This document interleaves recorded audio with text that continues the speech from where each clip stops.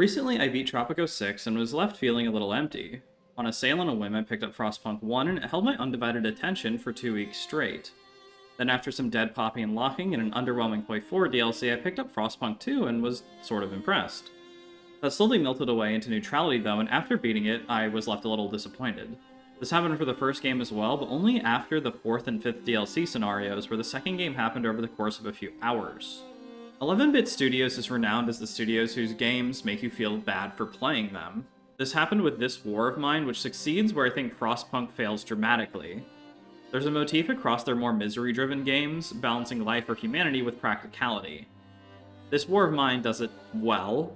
I wouldn't call it a fun game, though. It's challenging and somewhat depressing. This is actually where I first remember the term engaging being used instead of fun on a co-optional podcast episode to describe the game. I don't find it engaging though, personal taste and all that. The subject is cool, but it requires a guide to finish or tons of playtime that doesn't give much back to the player. Committing depraved or bad actions can cause depression in the characters, making it much harder to live, lowering their stats for the next mission or driving them into other mental issues. This, however, is lost through the FrostPunk games, as there is no balance between practicality and humanity. Not that the game doesn't try, I just think they fail. Most consequences are written in notes or tweets to the player, or in the case of FrostPunk 2, many options are just evil maxing, though it plays less like a balance of humanity and more of a balance of power. In FrostPunk, you're tasked with saving a tiny portion of humanity as the sun has gone a little dim. There's coal-based generators placed on large coal deposits in the north. While both games focus there, it's been speculated what happened to the south, and there's lots of misinformation between the game itself and Redditors. Between multiple natural disasters, unnatural disasters, and overpopulation, this is clarified in a Q&A.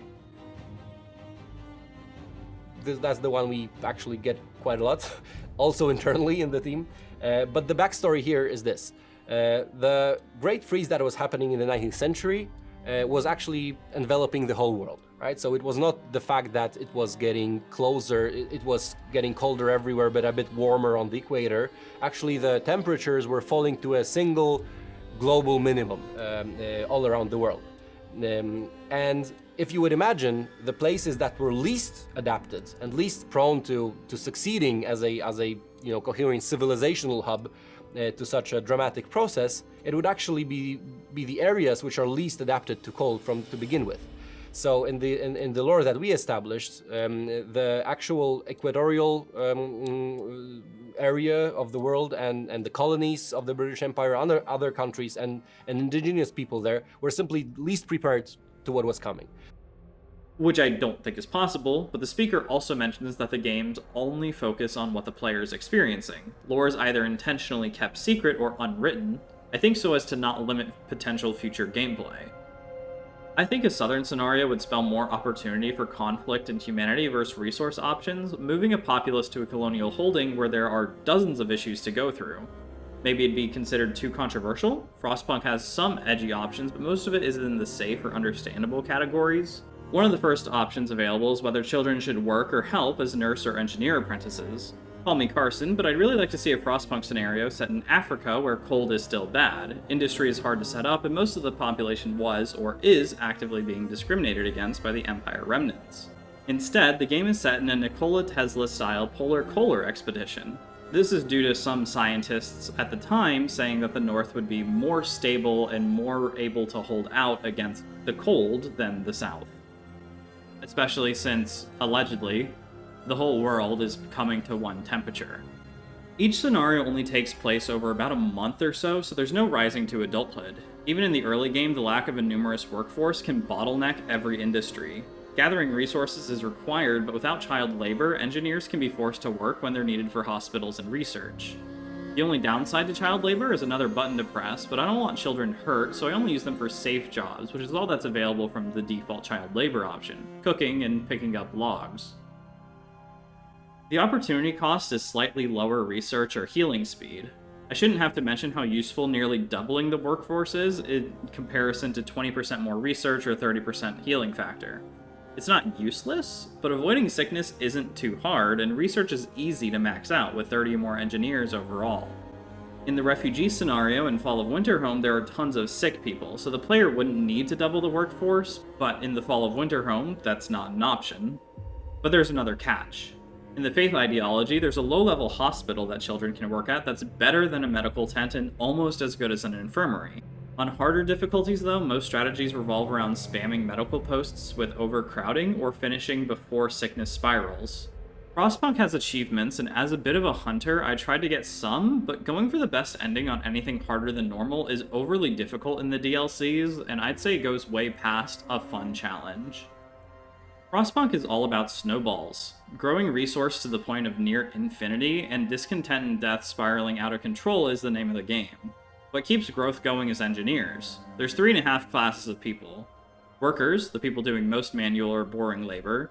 Children, doing safe jobs, sitting and doing nothing, helping engineers, or dying in coal mines. Amputees, there's a chance when somebody falls gravely ill that that person will have a part amputated and will need a prosthesis to return to work. And then last and most importantly, the engineer.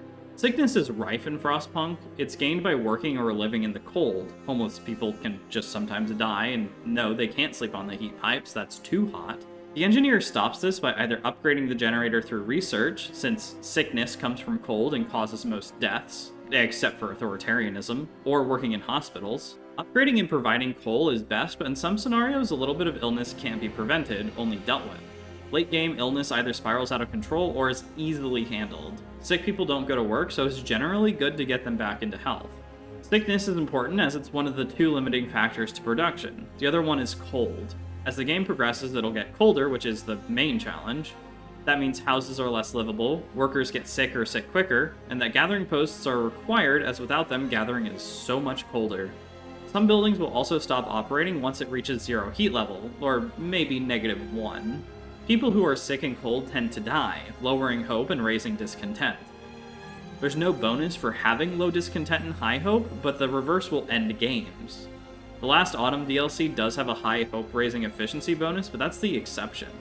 The worst part though is that the removal of productive bodies means that I have to click on a building that I forgot about ages ago. To maintain heat, you need coal. Luckily, each map start has coal piles, which give enough time to research coal thumpers. There isn't much benefit of coal mines over coal thumpers.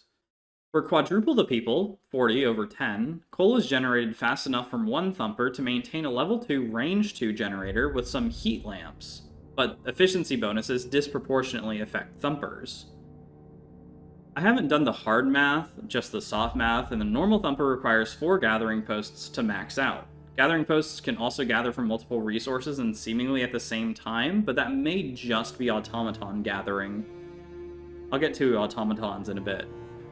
8 posts will cover a steam thumper to max. A steam thumper, the buildings are split into 3 levels, blank, steam, and then advanced, but no advanced for the thumper, can maintain a level 3 generator, but by that time there's a good chance that the player will have some more efficiency boosters unlocked, either the shrine or agitator. Small personless buildings along the roads that boost work. Throw in a longer workday and 2 steam coal thumpers can maintain a maxed out generator. That's a lot of people though. A steam thumper will double the amount of people needed to get all that coal, so 4 or 5 gathering posts of 15 are required. That's 70 to 85 people per thumper, so 140 to 170. Late game, this is quite easy and gives the children something to do. Coal mines are technically more efficient, but are more expensive and provide less for the lot less workers. For 2/5 of the output in workers, it costs the steam core the same wood and has some steel cost. Given most scenarios are dealing with too many people, thumpers are much better than mines. In the end game, there's advanced coal mines, which provide nearly as much as a steam thumper, but steam cores are valuable, and advanced anything requires 3 of them. Wood and steel are next. There's often thousands of trees to get wood from, but there's also an infinite wood generator in the ice drill. It can be a little slow generating for fast research, but combined with a sawmill or 2, and wood is solved for the entire game. Steel is in the same but worse boat, as its gathering rate is extremely low from the default iron mines, though each level slightly more than doubles the output. It's just reaching advanced steel mills that's hard. Basic mills are better than nothing, but without efficiency boosts, or 2 of them, steel can hardly, or not, keep up with research and production. Since there's only 1 or 2 sources with slow gathering, steel is often a bottleneck that can't be fixed until it's not that useful. This leaves food and housing. Housing is self-explanatory. People need houses to not get sick by staying warm, and each house provides 10 housing. Food is a lot less so. Each pop needs 1 meal a day to not starve and 3 to not be hungry, but food isn't rationed, so some will eat 3 before others get 1. Food is gained in 2 ways: hunters' hangars and hot houses. Hangars work at night, allowing micro-intensive players some play to max efficiency. They also don't require heat to function, although I have noticed that sometimes they'll still get sick. Hot houses work during the day, and children can work them, but I never tend to build them. Like coal mines versus thumpers, the steam core-based food production is more expensive and gives less resources for a higher buy-in price. But due to wood and people being so easy to obtain, there's usually plenty of space in the map as well. Hangars are my preferred go-to. There's also a world issue here that I didn't really have a better place for. I just don't understand how there's that much food available, especially via hunting.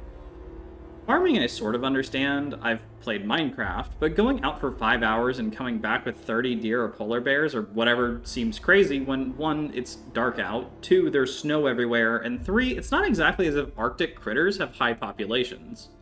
Subpolar animals would either have to be modified by humans or evolve extremely quickly for any kind of food generation like that to be available. Like, polar bears are already nearing extinction, and that's without much hunting. Sending 100 people out every night, and I'd expect every polar bear in a 20-mile radius to be breakfast. Now, I don't like to talk about premise changes. I think they're typically unnecessary and unimportant. But what if FrostPunk was called FreakPunk, and instead of getting cold, they had... I think a potentially cool option for an alternative play area would be underwater. The ocean doesn't react to temperature changes in the same way, though whales and oxygen-breathing water critters would be affected heavily. Fish would mostly be fine. This will indeed not affect the trout population. Something like changing primitive submarines into a Frostpunk-style city underwater would be cool. Heat requirements would still exist, but the theoretical scenario would prioritize building oxygen-providing plants in addition to everything else. There just may be slightly less of a food and coal requirements with the new requirement. That's a weird way to phrase that. And a harder wood and steel materials complex. Food could even be slightly randomized depending on the capture of fish, or, like the Arcs DLC, automatons/submarines would have to be made to withstand the pressure of the deeper ocean, necessitating a better storage solution in case the catch is bad or bad for a while. That is kind of weird that I put that in there, but really what I want to get the point across is that it's been 2 games, and about 7 or 8 scenarios. I really want something else other than the Great White North. It can still be cold, even if it's not in Norway. Steam cores are a limited item used to build more advanced buildings, but besides the infirmary, rushing an advanced steam core building can often lead to a bottleneck, though this was written before playing on hard. Hi, after playing on hard, steam cores aren't as necessary as I thought, as the only building I'd say that requires them is the wall drill, as it's just so productive. After that, I'm not sure how much of a challenge there is, besides the challenge of paying attention and knowing which bottleneck is happening or next. Although on hard, it's a little ball-busting. One building that uses cores is the factory. Factories can make prosthetics to return workers to work and make automatons. Autobots work a building in place of people, returning to heat lamps to refuel. They only work at 60% the efficiency of people, which sounds bad until realizing that they work all day. People work 12 hours, 16 at most, which is about 67% of a day.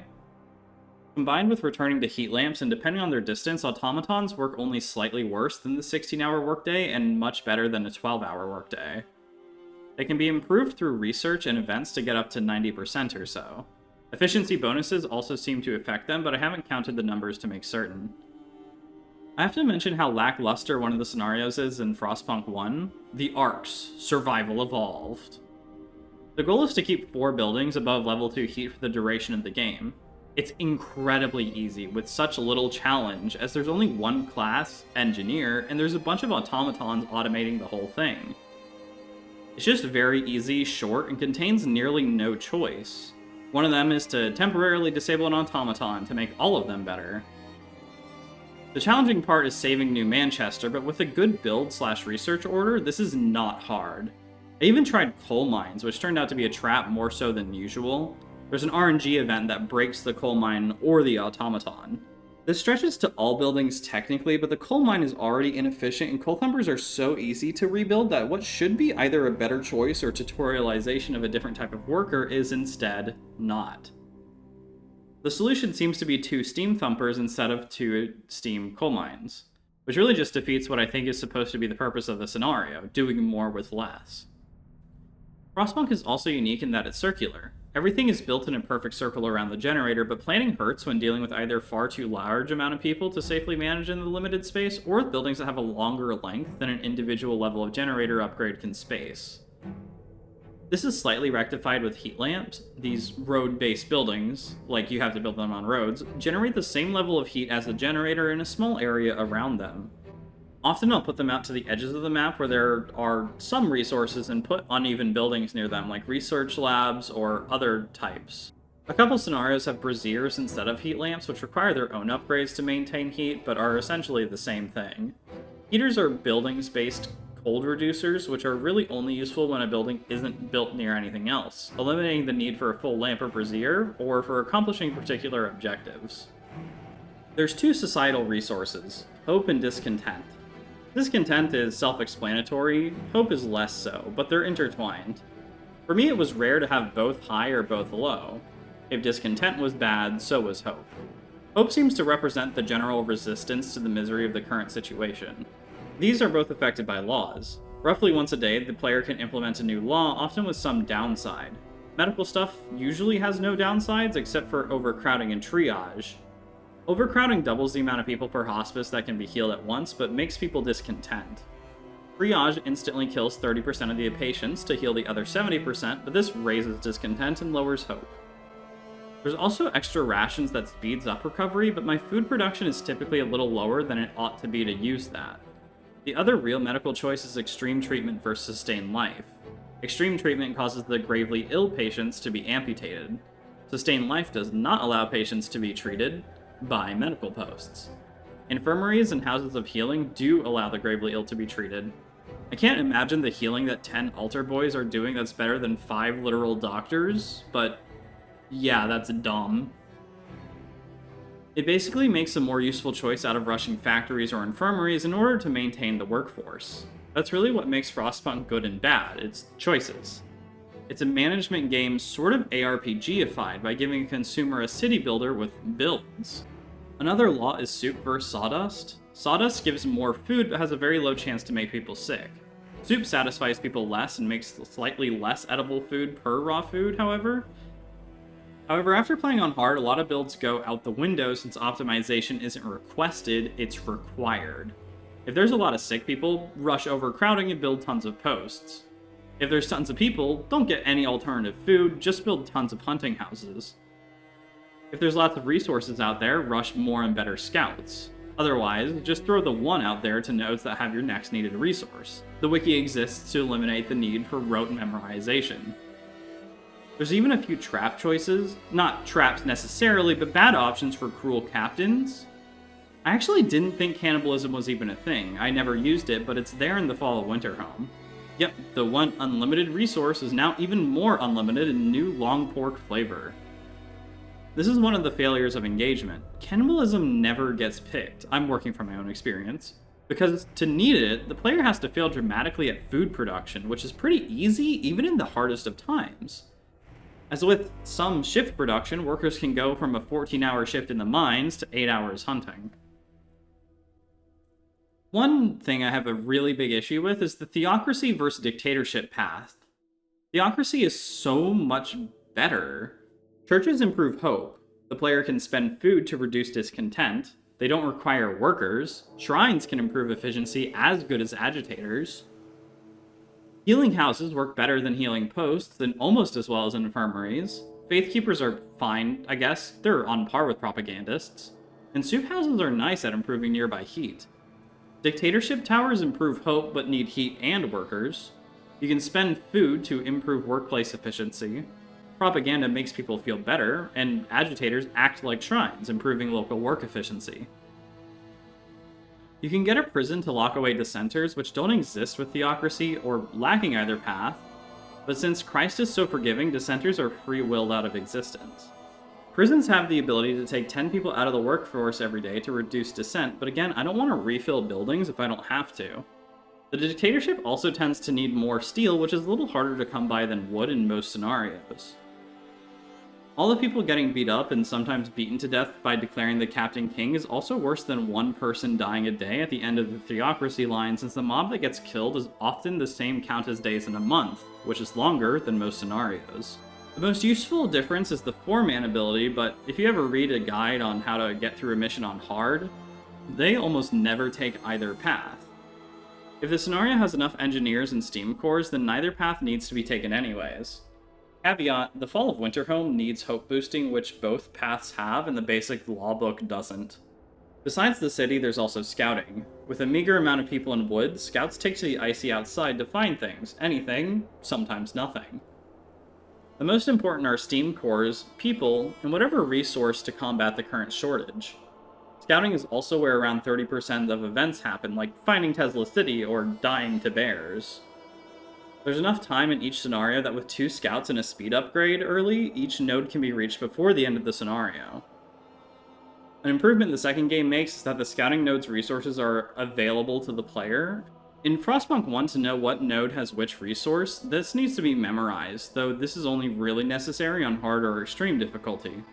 Almost every scenario ends with a whiteout, a drastic reduction in temperature, freezing over most buildings and preventing hunting and farming, but only in a new home do you play through that whiteout. Survival means saving up the resources to outlast it, which actually isn't too hard. That covers the main scenarios, but there's more in the DLCs. Winterhome is a recurring character. In the first scenario, you can find it and gather some resources from it, and in the last autumn, it's found out that, canonically, New Liverpool took Winterhome's generator's essential parts. Last autumn takes place just before the never-ending winter. Resources are imported to a generally barren land, there's very little food, wood, and steel around. The generator has to be built under the duress of an oncoming apocalyptic winter, discontent workers who just want to go back to their London flats, and diminishing communiques from the British Empire. That is not a properly phrased sentence, but you get it. The ideology has changed to workers versus engineers instead of church versus not church. Comfortable living versus safe working, but both are safe. Actually, after playing through it, it's not comfortable living versus safe working, it's comfortable living versus Australia. The engineers just seem to be totally bad, besides instating 1880s OSHA. The scenario also implies that there are French generators around, but they're never found. This opens up a lot of questions. How come it seems like there are many generators in an area, but only one ever survives? Where did the French go? Where are the other cultures, like the Germans or Scandinavians? What happened to the Americans, and did any survive? Why is Nikola Tesla City? How come there's only English people here when the British Raj would have hundreds of thousands of workers? As of FrostPunk 2, without DLC, this hasn't been answered. The refugee scenario is about building enough houses and infirmaries to take care of the large amount of incoming sick people while dealing with a high discontent. The conflict is over whether to help the old masters or turn them away, which gets worse when someone who was against the generator idea, Lord Raven Satan, arrives, which... 2 problems. 1, people now don't even know their congressman. I severely doubt people back then from many cities would know the Prime Minister, much less a random lord. The second is that the generators are sort of dumb. Like, imagine hating Bush for disagreeing with a plan to deal with a dragon attack on Dave & Buster's. The world freezing over is so obvious and fantastical that it's hard to believe that everyone hated the guy who didn't agree with an equally fantastical idea. Instead of moving to the more resource-rich equatorial regions, people are instead moving towards the North Pole. Nobles are also destitute, but at the same time, I guess, are telling everyone that they were lords over peasants. Although this was supposed to be a much more scientific society based on Tesla, and it's based on UK 1880s politics, so, like, say it's confused is an understatement. Otherwise, it's probably one of the harder DLCs. It's very difficult all around, but mostly due to dumping hundreds of terminally ill people on the player and having one of the most barren scouting locations. Sick people also work worse or don't work, so most incoming groups will not be able to participate in society besides taking up beds and food. There's also a general lack of engineers, so the early game's big choice is whether to sacrifice doctors for researchers or vice versa. That being said, I think the game works best on normal, since the extreme and hard difficulty either encourage or require breaking the game, while medium feels a lot less like a 40-hour shift at the ball crushing factory.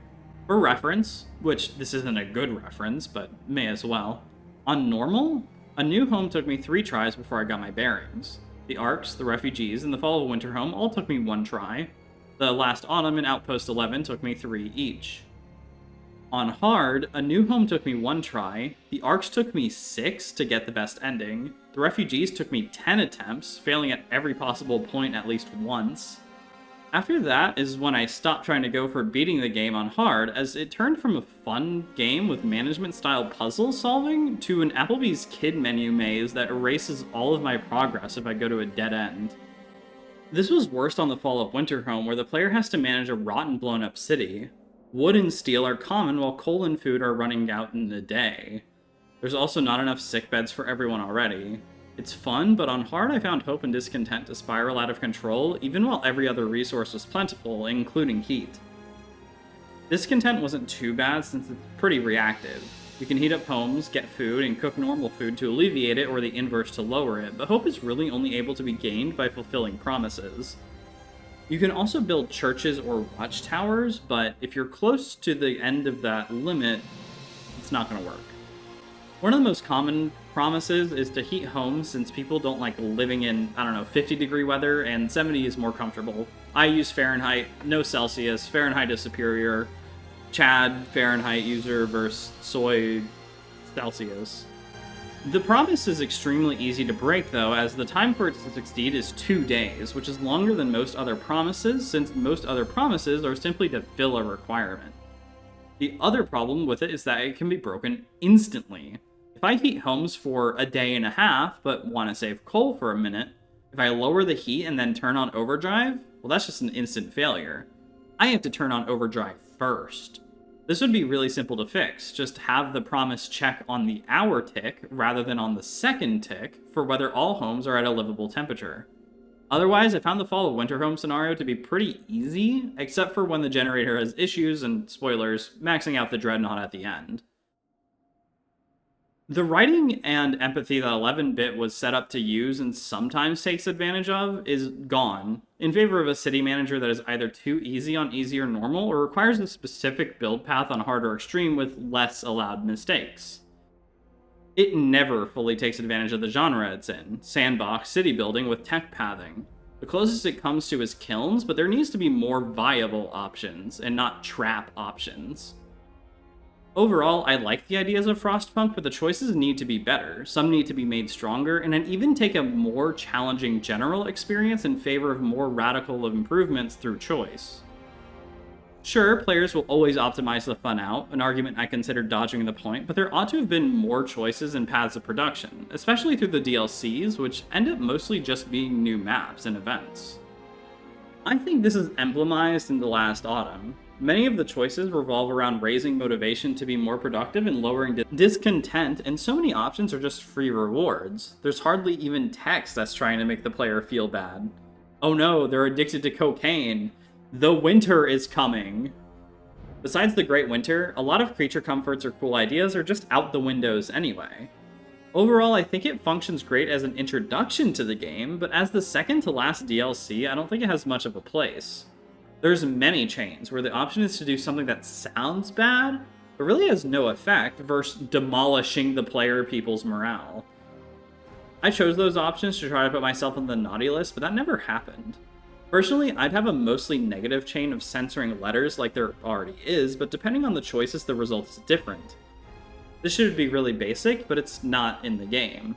Not censoring the letters lowers morale, but when the boat comes to leave, no one should want to leave, and their morale is raised, or at least doesn't lower. If you do censor the letters, when people go to leave, most of them should, and the ones who stayed put should have low morale. Maybe if you go with overseers, the people that leave are replaced with convicts, and if you go with a union, less people leave, or if not censoring anything, the motivation is maxed out. Despite all the scouting events, there's also no chance to get people from Krev Neg, and the trail goes cold. I just don't like the dead end. Otherwise, it's probably the easiest scenario.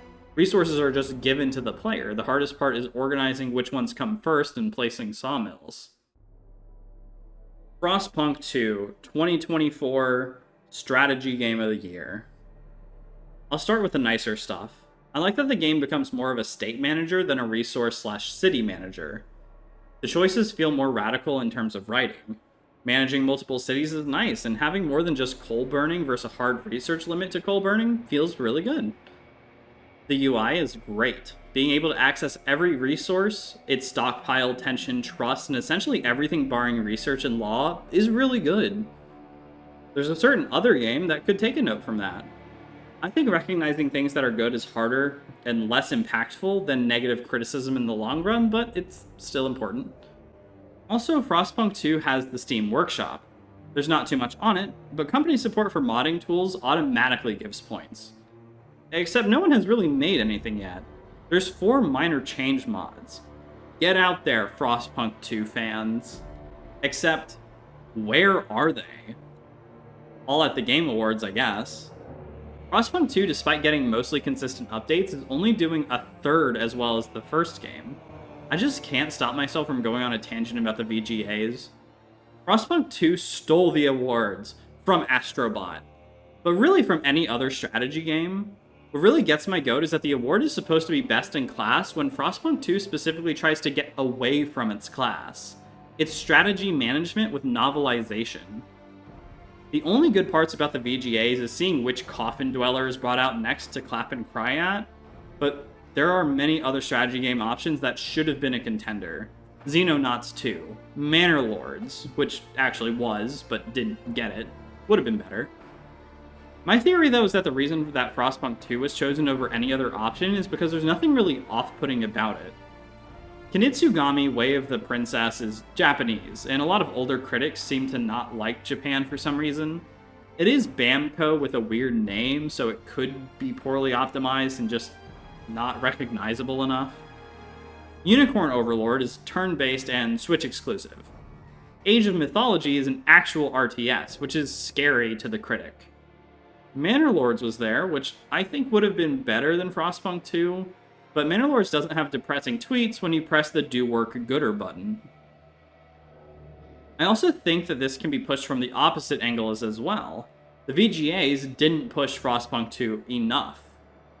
Almost every other game got a significant bump in sales and players from winning an award, but not Frostpunk 2. Which, going by the Steam player numbers, which may not be reliable since Frostpunk 2 was a big Game Pass title, that didn't work out for 11-bit studios.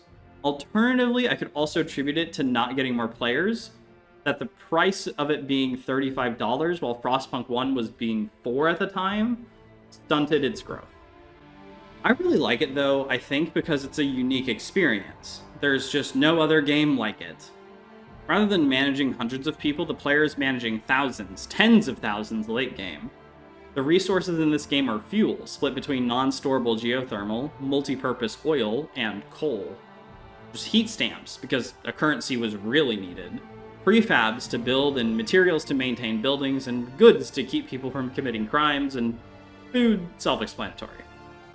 I'll sort this from worst to best. Currency is the soft building limit. It's generated constantly at a low rate, especially without goods.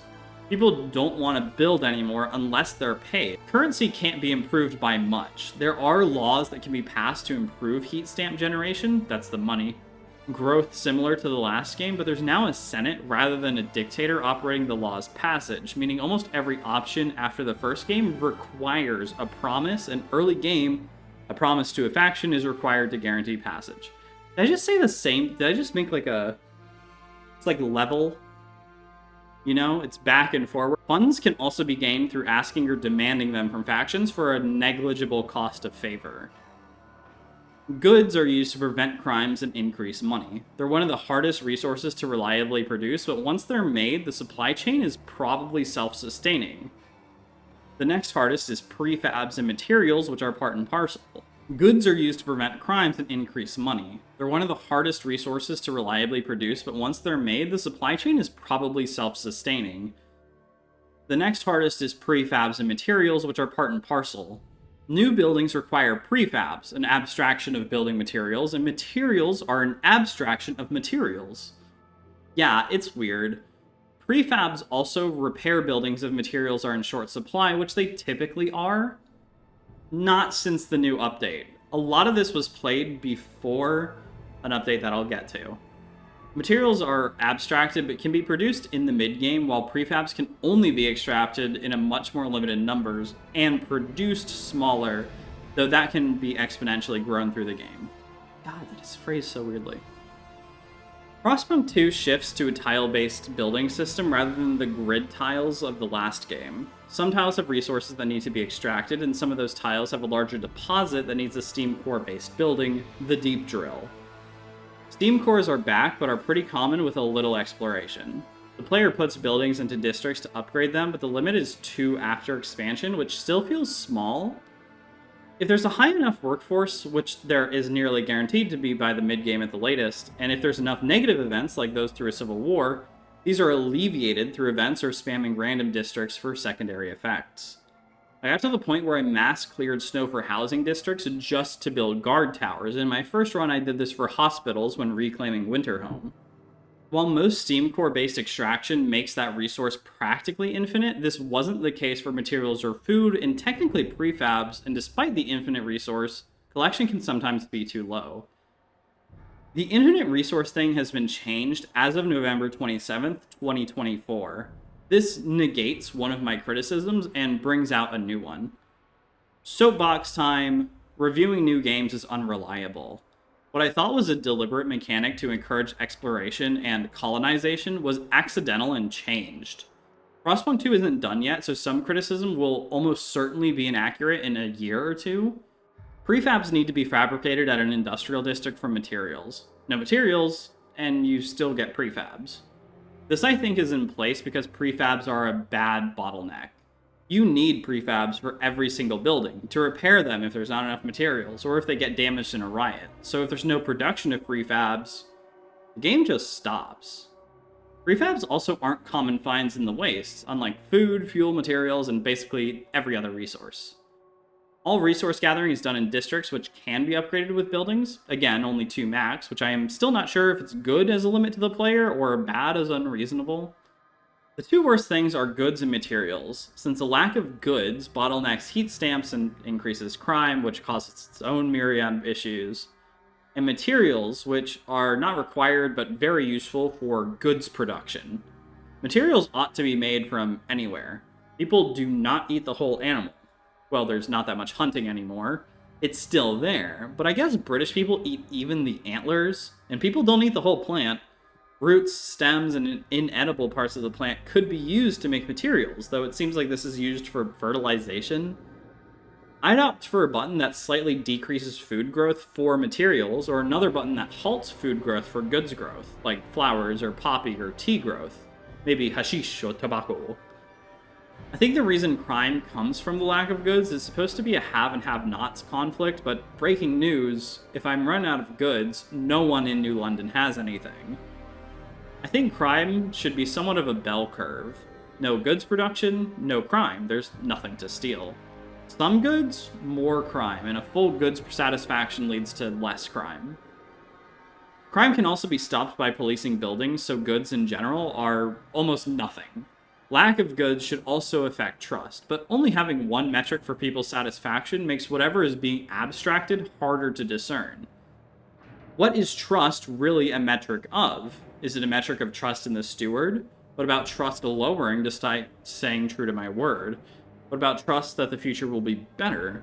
Does trust lower when someone dies of old age or an unstoppable disease? It's weird using that word so much now, but having one metric rather than 2 makes things way weirder.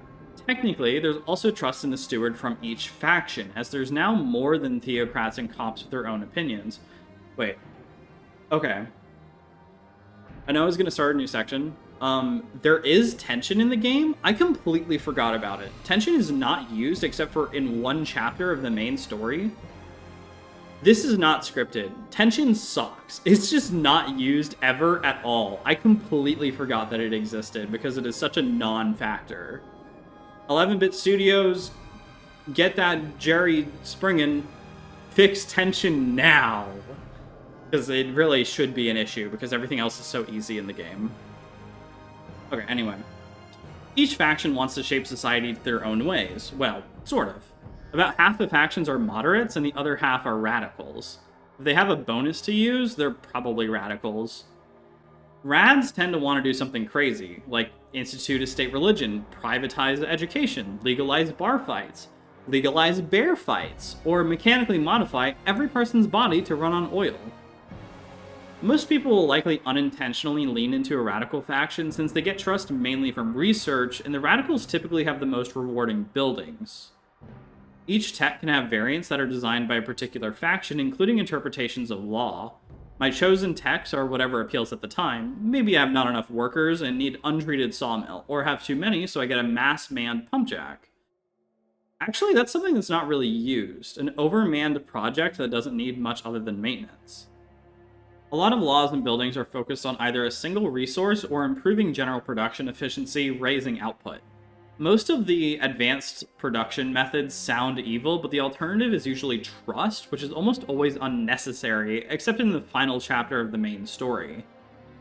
A side effect of each law is that it's raised by one of 3 attributes: merit, adaptation, or reason. Going fully into one of these ideologies is typically bad. Merit creates an inescapable slave debtor class. Very meritocratic, creating debt slaves that just die constantly. I haven't tried the others, but reason seems like the best, if actually quite unreasonable, as it's creating a robo-utopia with hookers and top-shelf liquor. Not joking. Unless a faction shares that specific idea, they tend to hate the steward taking any of the radical ideas on, and then partake in a little rioting after too much of it. Factions will provide their boosts anyways through rallies without the steward adopting their ways, so it's very unnecessary to dedicate the steward to any particular faction. Like cannibalism in the first game, the only real purpose of some of the most extreme options is evil maxing for the sake of it. Unlike FrostPunk 1, 2 can sometimes reward not making a choice, as balancing faction wants can be sort of difficult. That being said, enough guards solve every problem society-wise. I never talked about fuel. Heat is a lot different. Rather than the generator providing zones of livable area, it now distributes heat directly to districts. That being said, enough guards solve everything society-wise. I never talked about fuel. Heat is a lot different. Rather than the generator providing zones of livable area, it now distributes heat directly to districts. 1 coal equals 1 heat, while oil and geotherm have their own multipliers. Coal is the easiest to extract, oil is the most numerous, and geotherm is the weakest but infinite, which is bad since oil is practically infinite. Buildings can only extract a limited amount of resources though, so multiple fuel extractions are required. Once, or often, before any one resource runs out, the game becomes a colony simulator. There's large deposits of resources, sometimes near or far, that can have a city built near them. It's like small mirrors of New London. Here, the trouble comes from needing to manage the overmap, which always seems to scroll in while I'm building a skyway. A larger pathway for resources to exchange between colonies and the big city, larger than a road. The goal is to have enough prefabs, heat stamps, and time before a whiteout to build a mostly self-sustaining fuel colony. Sometimes food, but usually fuel. In the base game, the 3rd colony is Winterhome, which exists to send whichever radical faction you don't like there, though there's also Windward Homes after if you blow Winterhome up, which I did. No more references allowed. It's covered in death gas pits, which must be covered up to progress, or a blown up generator to get steam cores to get the best upgrade of New London's generator. After that, one of the factions radicalizes no matter what, attacks the other, and a decision must be made. Reconcile with the violent faction, get rid of the violent faction by deporting them to either Winterhome or Windward Homes, or become the captain and crush all dissent. My first playthrough, I picked the last option. Colonies were somewhat prototyped in the DLC for FrostPunk 1. Man, that game really has everything. Instead of being a captain of New London, you're captain of an expedition to a supposedly lucrative army base containing plenty of steam core and steels. Outpost 11 is actually in FrostPunk 2 as a scouting node. Canonically, the captain that takes over after the player captain dies from the first game tries to branch out, but these colonies keep failing. Though the faction that the player connects with in Outpost 11 DLC do manage to survive, somehow the 30 or so years between the games, just not the players. They've even managed to branch out to their own nearby locales, only recently disconnected since they couldn't be bothered to clear the snow. While both are being harassed by some type of ne'er-do-wells, the hot springs by slavers and the criminals by other criminals. The children's mine ended up joining in with New London and are even willing to sacrifice themselves to get more coal once the veins run dry near London. Not necessary or impactful, there's infinite oil 2 miles west. It's thematic to me to put city problems last, since they're sort of an afterthought. Compared to the first game, which problems were primarily event-based besides sickness, problems in Frostpunk 2 grow from upgraded improvements as a trade-off. An untreated sawmill, for example, will create disease while taking less people and heat. Almost all industrial buildings will create squalor or disease, except a few that reduce it in waste treatment that often take far too much heat. Unlike the first game, though, these rarely snowball. Almost all of them can be fixed by building a housing unit or 2 hospitals, 2 vent shafts, or 2 guard towers. What can't be solved by that is solved by building a second housing unit that also solves that. Health can be rectified by a pharmaceutical building, which is more effective at preventing disease than a hospital, but doesn't cure it as well and takes up a more valuable slot of an industrial district. By the time that's reached, though, I almost always had nearly infinite resources. The most challenging part of most playthroughs is the first whiteout, as gathering the resources to prevent death can be difficult on Captain or higher difficulty. Coal mines can run out. If there's more than one resource on the map, a choice has to be made between a deep drill for infinite coal or adaptive pumps to use oil. And often isn't enough, so hunting has to be done outside the city, but this will lead the player into coal mines, which aren't by default infinite, but with some meager costs, they are. These shouldn't be underestimated. A meager coal mine can provide more coal than a non-upgraded coal district for a third of the people cost. Building 1 fuel storage times the whiteout count until a fuel colony, and that's solved. Squalor is probably the best in that it's the most effective at disturbing the calm. A high squalor leads to both crime and buildings breaking down. Though I'm not certain its full effect, since it's so easy to take care of. A single treatment plant or filtration tower is enough to take care of 5 to 8 districts. Crime causes a periodic mugging, which puts some workers out if it's severe. Crime can also cause death. Is dealt with by building a prison or a couple watchtower, or getting goods, which also improves heat stamp collection. Which makes me kind of notice a pattern in that dealing with crime tends to be able to deal with all problems. Too much squalor creating crime? Just make guard towers to fix the crime. Too many riots? Build guard towers. Starvation is self-explanatory. Food is rarely in short supply since hunting is so easy, and hothouses plus production efficiency boosts can at least get food close to net zero. With the generator turned on, you'll only see cold rise if more than 500 pops, or -5 on the UI, are living without quarters. Cold raises sickness if it's low and outright kills people if it's high. Heat comes from fuel, but there's a lot of terrain or adjacency-based bonuses that can help or hurt with heat. Each district needs it, but without laws, terrain, and fuel, coal is almost never a problem in the game called FrostPunk. I wrote that section before the update, which seems to make the game even easier, which just compounds my problems. With all that being said, I found Captain and the one above it to be very reasonable difficulties once the player has their bearings, which is likely to be pretty reasonable now with the adjustment that makes the game easier. Frostpunk 2 is a small campaign rather than a multitude of scenarios, but I hope this is fixed through the DLC in 2 years. It starts with a tutorial on building and ice breaking. At the end, either a tech cult or actual cult will spawn in the next scenario. Then, when starting Chapter 2 in New London, it re-explains buildings. There's 3 factions: the New Londoners, who are sort of normal people, Frostlanders, who are normal hippies, and then radicals that are chosen in the last chapter. These aren't all of them, though, as another faction will spawn in opposition to the player's choices, though these will often either be Pilgrims or Icebloods, for me at least. I didn't run a statistically significant enough amount of games, but my friend who also played never saw Pilgrims or Icebloods in their campaigns. I think each moderate faction can radicalize into 2 others, but there's more factions in the Endless mode. I think technically the player can weave into one of the less seen factions, like the Venturers or the Legionaries, but others are renamed depending on the game mode chosen. Once oil is found, the first whiteout occurs, which is much easier to prepare for in the campaign than in the Endless mode. After that, it's determined that Winterhome is required to either salvage or restore, though if salvaged, another colony will unlock, though only if the player decides to get rid of the rioting faction. One faction will always riot and start a civil war once the Winterhome choice is made. The player then has 3 options. I already went over that, but the player can get everyone to like the steward, make the out-of-control faction leave, or the steward becomes the captain. Once completing that, the game ends. Besides Winterhome, the Endless mode plays almost exactly the same to the base game. You can pick a map, but it'll have less resources, a selection of starting factions, and difficulty metrics, and then you start. I found the bones of each FrostPunk to be pretty good, but the writing and mechanics are probably why they aren't bigger. Here are my suggestions. First, have the game take place somewhere else. I'm begging. The mystery of New London and FrostPunk in general has been lifted, and it's never that bad anyways. I want to see a German, Canadian, Russian, or Japanese survival scenario, or if sticking with the British, show me somewhere other than north of England. Second, the factions should fit together better.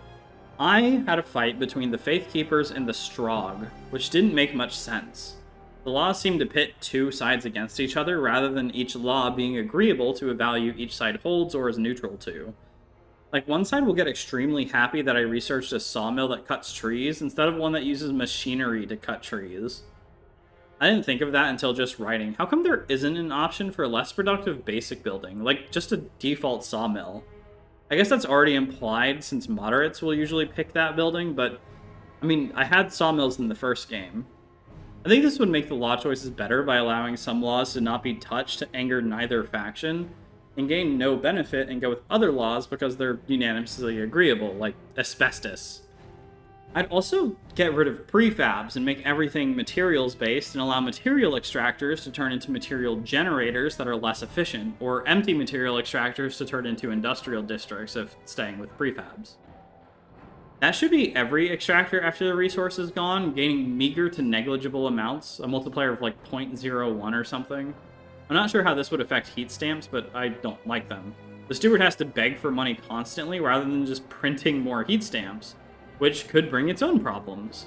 So I'd either write more problems and benefits or get rid of heat stamps. I'd also like to see a more advanced, useful populace. This could be automatons or Strogg people who work better, maybe as a percentage portion rather than as a general boost. But as is, if people get Stroggified, the entire populace works better. I do realize, though, that this is a matter of abstraction. It's not a suggestion that I hold strongly. I don't really hold any of these too strong. But the first game did it, and I liked it. I skipped over hubs because I rarely use them. There's a lot of redundant buildings in the game, but hubs are the best of them. They can boost any one stat and are helpful, but they cost 1/3 of the heat stamps of an extractor, and people aren't too hard to come by, so they're not often the focus. I'd make them even cheaper, or be able to be placed anywhere, including on or in districts. A couple more things before I finish up. First, the fluff. A lot of people I've seen have praised the game's writing, but I think it's just because the game is sad and wants the player to feel sad for getting 10% more production efficiency.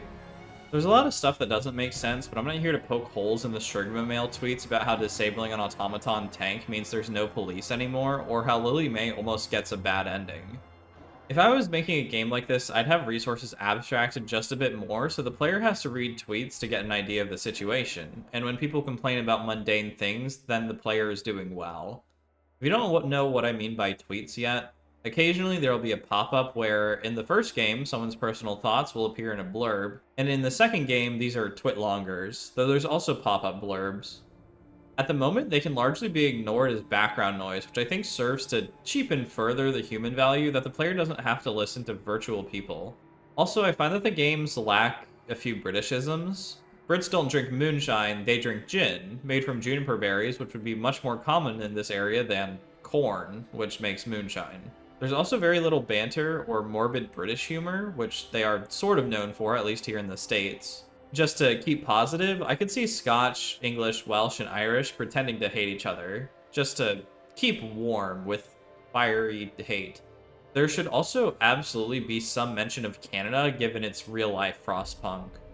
Second, graphics. I'm blessed with a bad spending habit in buying a 4070 Ti Super a few months ago and retaining a 5900X for almost 2 years. So with that build in mind, the first game runs great, no problem. I know people with a 3060, and I think a 1660 before that, that could run the game great on high settings, 60 or more FPS. To run above 60 on the second game with my build, and it is ultra high, I need DLSS, but more importantly, frame generation, but only if I'm running above normal speed. Even with DLSS above that on a 2K monitor, the game can't keep up. Seeing as Steam says the most common GPU is the 3060, there's probably a lot of people who'd want to know, and I think it's more important since city management games are a niche typically known for not being too demanding, besides recent sequels apparently. Part of this is due to being made in Unreal Engine 5. The benefits of an in-house engine like the Liquid engine from the first game is that they tend to have very little bloat. Almost everything that the engine has is in the game. This can cost more resources and upfront time, more so than a public engine, but the drawbacks tend to be a lot less bad than people say. It's more of a dice roll, but seeing Unity over the last few years in Unreal Engine 4 and 5 projects, they're often far less optimized and get much more complaints. It's pretty likely that 11-bit was actually paid by Epic to use Unreal Engine 5 for market share, and the cost to the players is that the public engines have a lot of bloat, since these engines usually want to fill every single role.